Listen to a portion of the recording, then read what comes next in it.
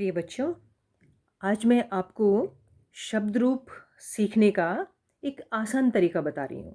ठीक है, आप लोगों को ध्यान से सुनना है।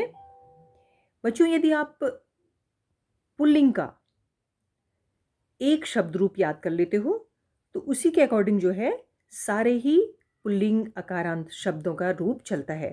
ठीक है, आपको केवल एक याद कर लेना है अच्छी तरह से। उसी के अकॉर्डिंग आप क्या करोगे, फिर सारे ही शब्द रूप याद कर सकते हो। केवल आपका क्या बदल जाएगा, अक्षर। क्या बदलेगा? अक्षर।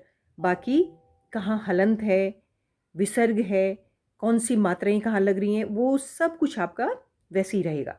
ठीक है, केवल क्या बदलता है, अक्षर आपका बदल जाता है।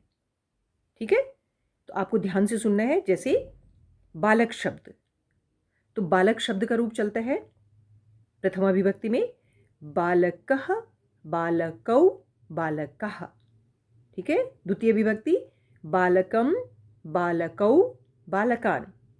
तृतीय विभक्ति बालकेन, बालकाभ्याम, बालकः।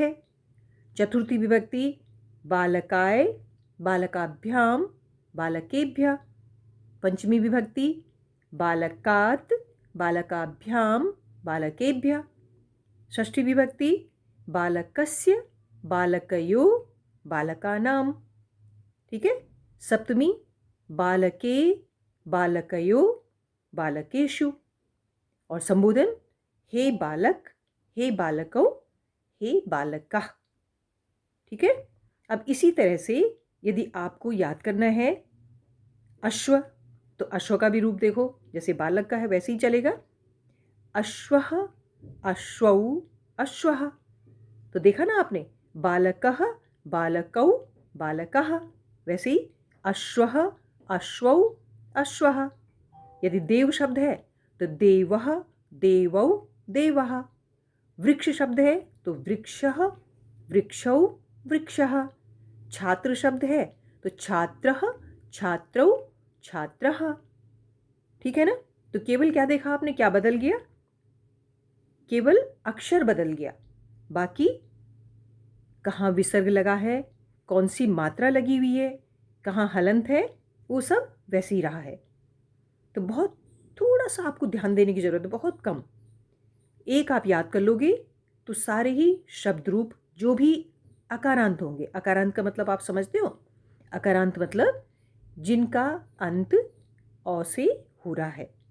औ से अंत होना मतलब जब हम कोई भी शब्द का उच्चारण करते हैं, प्रोनाउंसिएशन करते हैं, तो अंत में जो हमारे मुंह में बजता है वो उसका अंत होता है। ठीक है, जैसे बालक अ, देव अ, छात्र अ, सूर्य अ, सूर्य अ। देख रहे हो ना, अ से अंत हो रहा है ना, इसलिए ये कहलाते हैं अकारांत शब्द, अकारांत पुल्लिंग शब्द। तो एक यदि आप अकारांत पुल्लिंग शब्द याद कर लेते हो तो सारे ही पुल्लिंग अकारांत शब्द एक जैसे चलेंगे। ठीक है, तो आप बालक याद कर लीजिए, बालक की ही तरह आपके जितने भी अकारांत पुल्लिंग शब्द होंगे उसी तरह चलेंगे। तो है ना आसान तरीका, बहुत ही आसान है। एक आपने याद कर लिया, बस उसी के बेस पे आप क्या करते जाओ, लिखते जाओ। लिख करके बहुत अच्छा अभ्यास होता है। यदि आप एक शब्द रूप 5 बार लिख लोगे तो फिर आपको ज़्यादा मेहनत करने की ज़रूरत ही नहीं पड़ेगी। वो आपके मस्तिष्क, आपके दिमाग में एकदम क्या हो जाएगा, स्टोर हो जाएगा। है ना, जैसे कंप्यूटर में स्टोर होता है ना, आपके लैपटॉप में स्टोर होता है, उसी तरह से आपके दिमाग में भी स्टोर हो जाएगा। आप जब भी याद करना चाहेंगे वो तुरंत बाहर निकल आएगा जब भी आपको ज़रूरत पड़ेगी। है ना, तो ये स्टोर बॉक्स में जमा हो जाएगा आपका। तो एक आप याद कर लीजिए अच्छी तरह से, उसी की तरह से आपके सारे ही अकारांत पुल्लिंग शब्द चलेंगे। ठीक है बच्चों, तो मुझे उम्मीद है कि आपको ये आसान तरीका अच्छा लगेगा और आप अच्छी तरह से इसको याद कर लोगे।